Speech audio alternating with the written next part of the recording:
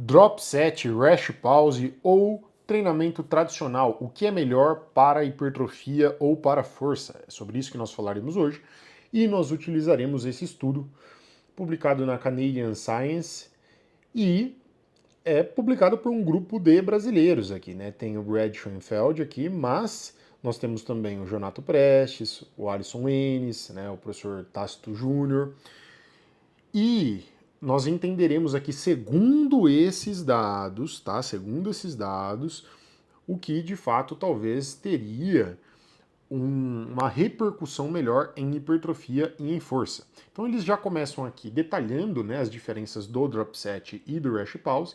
Então no drop set, basicamente é uma série que você faz ali a série principal, a série tradicional. Depois que você termina essa série, você reduz o peso, aqui ele coloca uma redução de 20% do peso, e depois de você reduzir, imediatamente após, sem intervalo de descanso, você vai fazer o exercício até falhar, até não aguentar mais.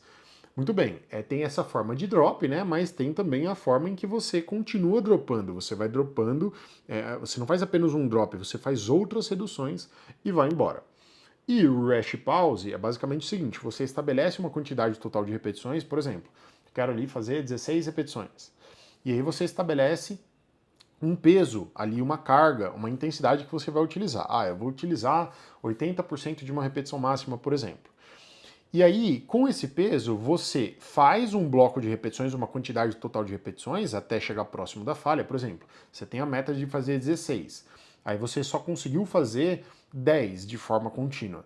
Aí você coloca um pequeno intervalo de 10 a 20 segundos, e aí você volta a fazer o exercício. Depois desse intervalo que ajuda a dissipar um pouco a fadiga, você volta a fazer o exercício e você vai colocando esses pequenos intervalos, né, até completar ali a quantidade total. Segundo o que ele coloca, ele, principalmente o que ele vai fazer aqui nesse estudo, ele vai colocar apenas uma vez esse intervalo para cumprir a quantidade total de repetições.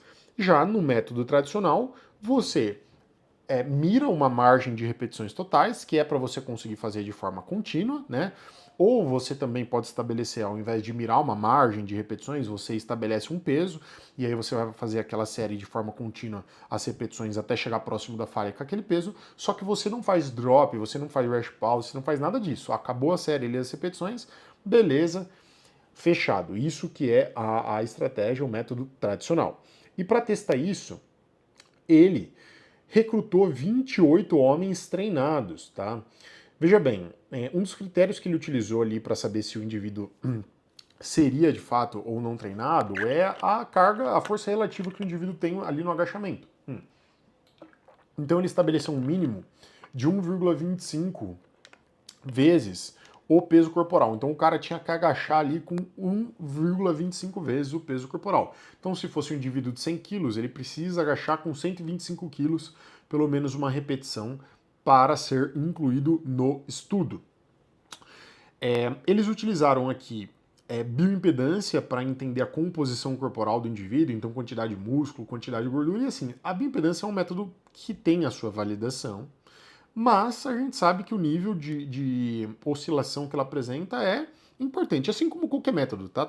Os métodos apresentam variação e é claro que tem aqueles que apresentam menos, que são os métodos padrão ouro. Mas, como esses dados aqui também eles não vão ser cruciais no estudo, temos outros dados mais importantes, ok.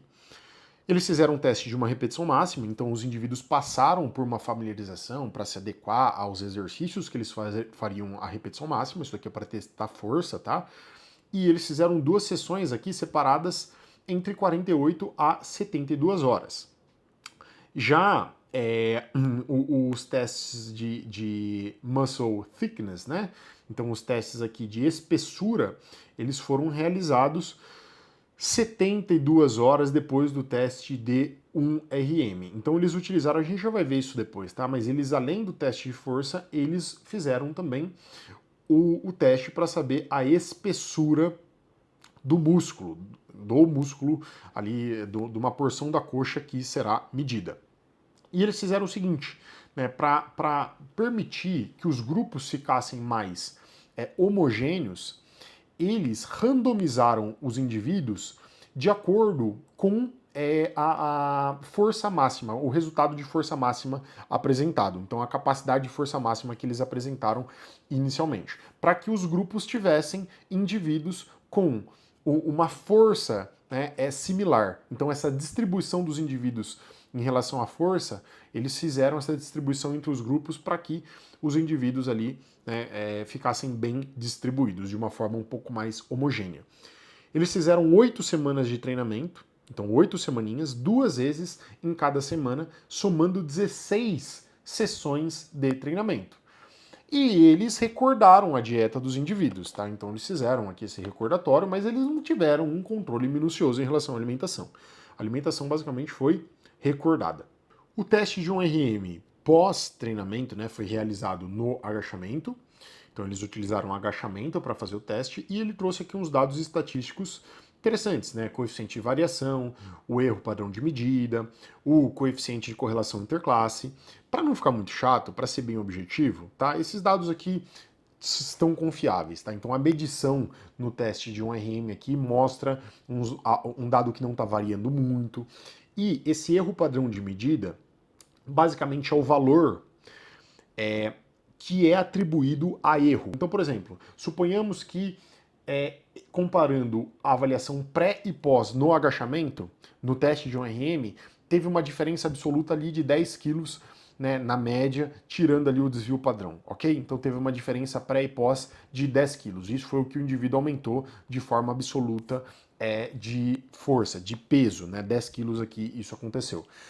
Muito bem, só que nós temos um erro padrão de medida de 3,13 quilos. Significa que desses 10 quilos, 3,13 quilos podem ser atribuídos a erro padrão de medida. E é claro, eu estou trazendo um dado muito esdrúxulo para vocês, tá? Para que a gente seja ainda mais preciso, nós precisamos calcular isso daqui, o que é conhecido como mínima mudança detectável. Então é a mudança mínima detectável, ou seja, o que é isso? O que é a mudança mínima detectável? É um cálculo que nós fazemos que inclui esse erro padrão de medida, ele inclui esse erro padrão de medida, para dizer o seguinte, olha, a partir desse valor, por exemplo, eu falei para vocês que teria uma diferença pré e pós de 8 quilos, né? Nesse exemplo que eu estou dando. Então, ao calcular essa mudança mínima detectável, suponhamos que mostrou ali que a mudança mínima detectável foi de 5 quilos. Significa que a mudança, de fato, pode ser considerada significativa, a mudança pré e pós pode ser considerada realmente significativa a partir de 5 quilos de diferença pré e pós. Porque menos do que 5 quilos de diferença pré e pós, isso pode ser atribuído a um erro de medida, entendeu? Então com esse 100 aqui, que é basicamente o erro de padrão de medida, a gente pode calcular esse outro fator e com isso nós conseguimos de fato saber o quanto do valor é atribuído a erro de medida e o quanto não, o quanto é de fato um valor que é confiável. Gravaram? Porque a gente vai entender isso daqui logo na sequência. Então aqui, né, até para ficar claro, o que eles fizeram? Eles mediram aqui, né, essa parte mais lateral da coxa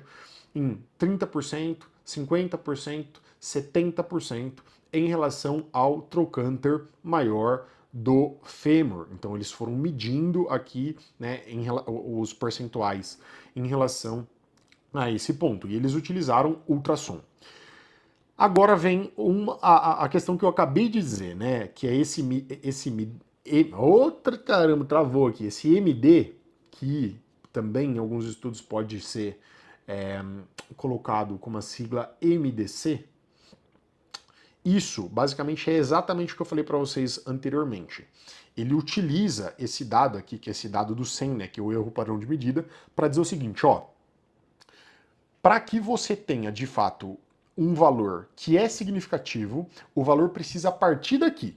Exemplo, ó, na medida proximal da espessura do muscle thickness aqui, né, da espessura, esse MD precisa ser a partir de 0,81 milímetros. O que significa isso? Que qualquer medida nessa parte proximal aqui, ó, nessa parte proximal da coxa, qualquer medida do ultrassom que for menor do que 0,81 milímetros, né, o 0,81 milímetros que ele colocou aqui, qualquer medida que for menor do que isso, não pode ser atribuída a uma mudança real, é atribuída a um erro de medida. Então, para que a mudança tenha algum valor significativo, precisa ser maior do que esse 0,81 aqui, entendeu? É a partir desse valor. Para a porção média, para que a mudança seja significativa, precisa ser maior aqui de 0,8 milímetros. E para a parte mais distal, precisa ser maior do que 0,59 milímetros. Ficou claro, né, pessoal? Então, estou tentando trazer esses dados estatísticos de uma maneira mais palatável para vocês. Como eu falei, os dados aqui em relação à alimentação, eles foram, né, monitorados, mas não teve uma dieta, né? Agora, uma crítica forte que eu tenho nesse estudo, eles não deixaram tão claro aqui como esses procedimentos de drop, rash pause e treinamento tradicional foram monitorados em relação a, por exemplo, proximidade com a falha. Vamos lá. Como que o grupo que fez drop set realizou o drop set? Eles fizeram 3 séries nos exercícios, sendo que na série principal, que o drop tem uma série principal, aí reduz o peso e faz mais até não aguentar, né? Eles faziam 10 repetições. E essas 10 repetições eram realizadas com 75% de uma repetição máxima. E aí, eles dropavam o peso, dropavam para 55% de uma repetição máxima. Então, saía de 75% de um RM e dropava para 55%. E aí, quando dropava para 55%, eles faziam mais 6 repetições, ok? Muito bem. Já quem fez o rash pause fez o seguinte, fez 3 séries também nos exercícios e realizou 10 repetições, colocou uma pausa de 20 segundos e fez mais 6 repetições. E fez tudo isso com 75% de uma repetição máxima. Os 3 grupos utilizaram um descanso entre as séries de 120 segundos, tá? Então, entre séries, o descanso foi de 120 segundos, mas o rash pause utilizou um descanso de 20 segundos no meio da série. Fez 10 repetições, 20 segundos, mais 6 repetições com 75% de uma repetição máxima. Já o grupo que fez o treinamento tradicional, ao invés de 3 séries, fez 4 séries, porque fez 12 repetições direto. Então fez 12 repetições de forma direta e utilizou 70% de uma repetição máxima. Perceba que esse grupo que fez 12 repetições direto utilizou um pouco menos de peso, uma intensidade um pouco menor, né, uma intensidade relativa em relação aos indivíduos que fizeram ou o drop set ou o rash pause, pelo menos nessa primeira parte aqui da série, incluindo o drop set, foi feito com um maior peso, tá? Uma maior intensidade. E por que eles fizeram 4 séries? Porque 4 vezes 12 aqui está dando 48 repetições. Tá? Então 4 vezes 12 está dando 48 repetições. E quando você faz 3 vezes 16, também está dando 48 repetições. 16 é a quantidade total de repetições que o indivíduo fez, né, na série, tanto no drop set quanto no rash pause, mas davam no total 16 repetições. Então eles equivaleram o volume, eles igualaram o volume também, pensando nessa quantidade total de repetições, para que todos os grupos realizassem essa quantidade de repetições, né, nos exercícios selecionados. Mas, novamente, aqui, vocês até podem ler com bastante calma, tá? Eles não controlaram, eles não disseram se eles controlaram a proximidade desses indivíduos com a falha. Eles até falam aqui que era uma preocupação, né? Que eles ajustaram um percentual de uma repetição máxima, então um grupo vai fazer com 70% de uma repetição máxima, o outro com 75%, que é uma preocupação deles, né? Que os indivíduos atingissem a falha ou ficassem próximos da falha, mas eles não mostram aqui nenhum dado que de fato, né, deixe claro o quão próximos da falha estavam esses indivíduos. Ele só cita aqui que era uma preocupação. Mas, por exemplo, a gente sabe que com 70% de uma repetição máxima, tem indivíduos que conseguem realizar um pouco menos de repetições e tem indivíduos que conseguem realizar um pouco mais, variando dessas 12 cravadas que eles colocaram aqui. Então, assim, colocar uma determinada quantidade de repetições, um percentual de repetições e uma quantidade cravada, na verdade, um determinado percentual de carga, né, de uma intensidade, uma quantidade cravada de repetições, não sei se isso daqui é o mais adequado, porque pode ser que os indivíduos cheguem em 12, alguns deles, né, realmente próximo da falha, outros não tão próximos, isso pode variar aqui entre os indivíduos, tá? Mas beleza, né? Então, os indivíduos realizaram de fato essa metodologia nos seguintes exercícios, ele até coloca aqui, tá? Que eles utilizaram isso no agachamento livre, no leg press 45 e na cadeira extensora. Mas além desses exercícios, os indivíduos também realizaram o stiff e a cadeira flexora. Só que o stiff e a cadeira flexora tiveram muito mais o intuito de manter a aderência do indivíduo no estudo, né, porque não teve nenhuma medição incluindo isquiotibiais, beleza? E o peso aqui foi aumentado em 5% a partir da 5ª semana, tá?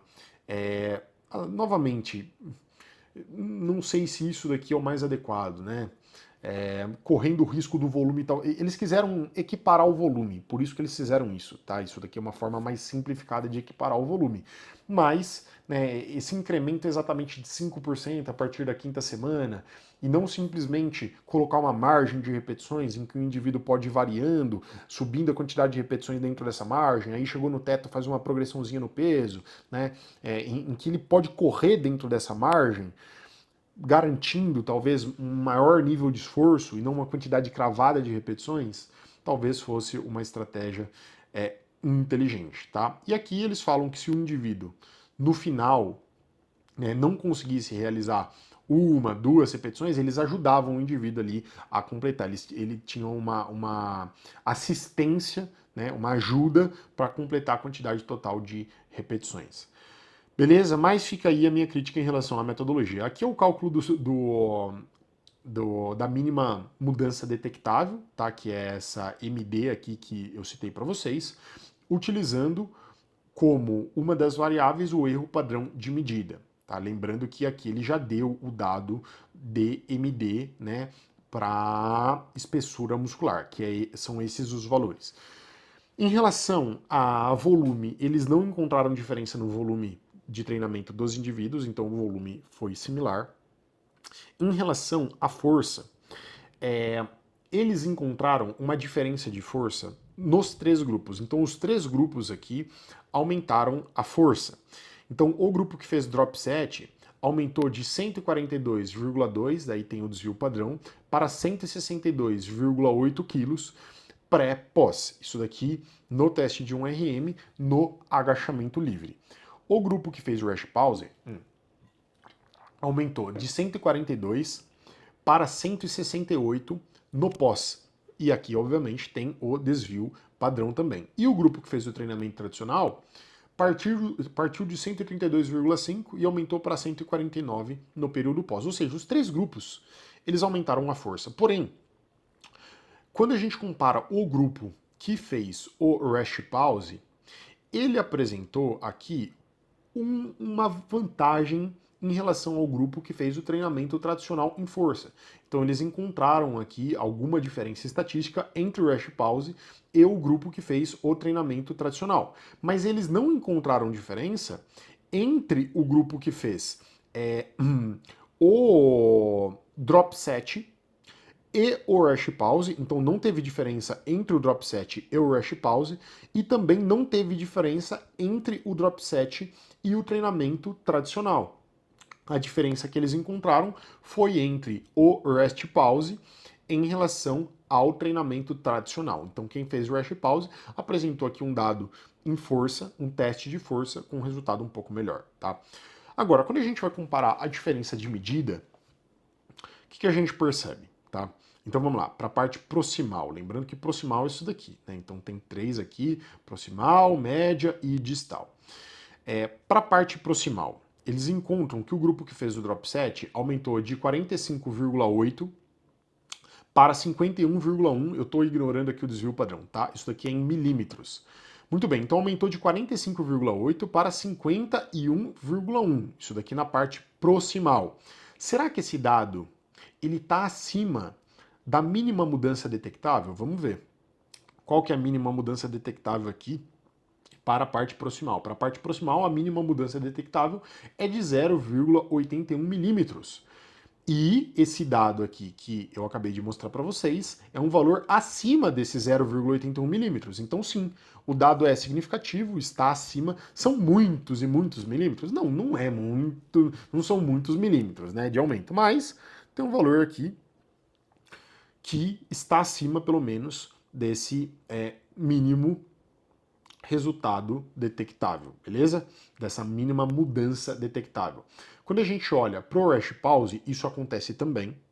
Então, tem uma diferença de 48,8 para 53,1, que está acima do MDC. No treinamento tradicional também aconteceu isso, tá? De 45,9 para 10, desculpa, para 52,4. E não tem diferença entre os grupos, ok? Todos os grupos aqui, eles tiveram essa mudança na parte proximal de uma forma similar. Para a parte média, vamos ver, qual que é o MDC aqui, que aqui ele traz como MD, né? Mas para a parte média. Então, para a parte média é 0,8 milímetros. Então, a mudança para ser realmente significativa precisa estar acima disso. Então, o drop set aumentou de 52 para 56. Então, está acima do MDC aqui. E o Rash Pause aumentou de 54,8 para 57,6. E o grupo que fez o treinamento tradicional aumentou de 54,2 para 57,3. Então todos aqui estão acima do MDC, tá? Embora aqui essas mudanças elas sejam mudanças de 3 milímetros, não são muitos milímetros, tá? Se você pegar e entender, né, de fato pegar uma régua e ver o que significa isso, você vai perceber que é um dado, um valor bem piquitico aqui nessa mudança, tá? Mas na porção distal, aqui na porção distal, ele não encontrou um efeito, uma diferença significativa para a pós. Então, a porção distal é aquela mais próxima do joelho, tá? Essa partezinha aqui de 70%. Então, aqui na porção distal, o grupo que fez o drop set progrediu de 47,7 milímetros para 48,3. Isso daqui não é uma mudança, né? Aqui o tamanho do efeito. Como que eles calculam o tamanho do efeito? Vocês sabem como que eles calculam isso daqui? Eles pegam uma mudança pré e pós, então pega a mudança, a diferença, né, entre a média pré e pós. Então vê qual é essa diferença, né? E divide isso pelo desvio padrão, basicamente. Então, o effect size, o tamanho do efeito, é um dado estatístico que nos mostra, em relação a esse dado, né, que é a diferença da média pré e pós, quantos desvio padrão representa essa diferença de média pré e pós. Isso daqui é um tamanho de efeito, tá? E aí, tamanhos de efeitos maiores indicam talvez uma diferença, né, maior. E aqui, mesmo que o tamanho de efeito, por exemplo, no grupo que fez o Rest Pause, né, seja um tamanho de efeito maior do que os outros, ainda assim a diferença pré e pós é uma diferença que não é tão alta, principalmente quando a gente analisa o grupo que fez o treinamento tradicional, que aumentou aqui de 46,8 para 47,2, e o grupo que fez o drop set, nessa porção mais distal, ok? Aqui ele vai debater os dados, né? Então, todos esses dados que eu mostrei, eles estão aqui basicamente, tá? Então, os dados de um RM pré e pós aqui de todos os grupos aqui, se a gente pegar os indivíduos, aqui é cada indivíduo, tá? Então se a gente pegar os indivíduos, a gente percebe que os indivíduos aumentaram todos. Quando a gente vai olhar a mudança aqui, essa mudança aqui, ó, que é a mudança de espessura muscular, a gente percebe que para esse primeiro gráfico aqui, que é 30% com a parte proximal, os indivíduos, tem até alguns indivíduos aqui que estabilizam, né? Mas indivíduos que aumentam. Aqui nessa mudança média, no ponto médio, né, de 50%, tem indivíduos que estabilizam, indivíduos que aumentam. Agora, quando a gente pega aqui, ó, essa mudança de 70%, tem indivíduo aqui que piorou, tá? Então, olha que interessante, tem indivíduo aqui que começou com uma determinada espessura muscular e piorou, reduziu essa espessura muscular nessa porção, né, no momento pós. Isso daqui pode ser uma diferença em hipertrofia regional, que essas porções mais média, proximal, hipertrofiaram mais? Sim, né? Pode ser. Agora, a gente precisa tomar muito cuidado com hipertrofia regional e não extrapolar dado, né? Hipertrofia regional é algo ainda bem embrionário, que os estudos não são bem bem claros, com medidas tão claras, com efeitos tão positivos, né? Com um dado que varia muito e assim por diante. Mas, de qualquer forma, ele utiliza, né, esse argumento de uma hipertrofia regional, né, ser mais presente aqui nessa parte proximal e média pela escolha dos exercícios, essa diferença na curva, comprimento, tensão do músculo, frente a esses exercícios, e isso talvez poderia ter gerado uma hipertrofia mais na região proximal média ali de onde ele mediu. Agora, ele achou diferença em resultado, ele não padronizou aqui a alimentação, né? Ele achou uma diferença em resultado pré e pós, ele não encontrou diferença em hipertrofia entre os indivíduos, então a hipertrofia dos grupos foi uma hipertrofia similar. Para força, ele encontrou que o grupo que fez o rash pause teve uma vantagem e ele coloca isso daqui, inclusive, atribuído a diferença, né, entre o grupo que fez o rash pause e o grupo que fez o treinamento tradicional em relação à carga utilizada. Porque, por exemplo, se a gente for olhar aqui o peso, o grupo que treinou o treinamento com a estratégia do rash pause utilizou uma intensidade um pouquinho maior do que o grupo que fez aqui o treinamento tradicional. E ele utiliza isso daqui como justificativa. Assim, é um estudo que tem resultados que estão acima ali do mínimo, da mínima mudança detectável, né? É um estudo que tem dados com coeficiente de variação controlado, com o ICC também apresentando um dado relevante, um dado positivo. Só que, como eu falei, esse design do estudo é algo que eu faria de uma forma diferente, talvez. E para hipertrofia o resultado foi similar. Tá? Então, para hipertrofia fazer o drop set, o rash pause nesse modelo, com esses indivíduos, foi similar. Tá? Então, aqui, segundo esses dados, para esses indivíduos, aplicando essa estratégia que ele aplicou desse jeito, não vai ter diferença em hipertrofia e vai ter uma diferença em força aqui, só comparando o rash pause com o treinamento tradicional, mas né, por causa dessas, pelo menos é a justificativa dele, por causa dessa mudança em condição na intensidade.